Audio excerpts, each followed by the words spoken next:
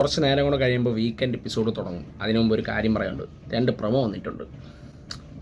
അനീഷിനെ പൊരിക്കുന്നതും ഷാനവാസിനെ പൊരിക്കുന്നതും.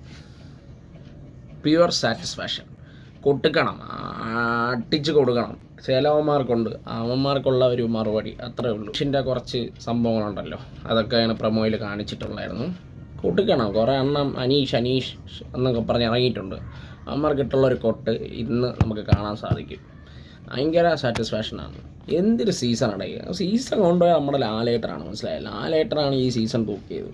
ഓക്കെ, ആര് വിന്നറായാലും പ്രശ്നമില്ല. ഞാനിപ്പോൾ ഈ സീസൺ വിലയിരുത്തുന്നത്, ഇപ്പോൾ ടിക്കറ്റ് ഫിനാലെ അതിലാര് വിൻ ചെയ്തോ അവരാണ് ഈ സീസണിലെ വിന്നറെന്ന് ഞാൻ വിചാരിക്കുന്നു. അത്രയേ ഉള്ളൂ.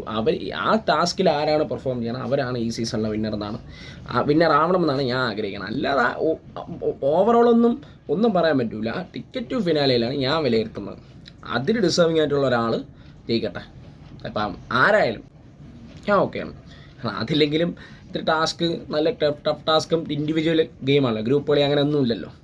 നോക്കാം, അതിലാണ് ഞാൻ വിലയിരുത്തുന്നത്. അല്ലാതെ ഒരുത്തനും അവിടെ ഡിസേർവിംഗ് അല്ല, ഒരുത്തനും ഇല്ല.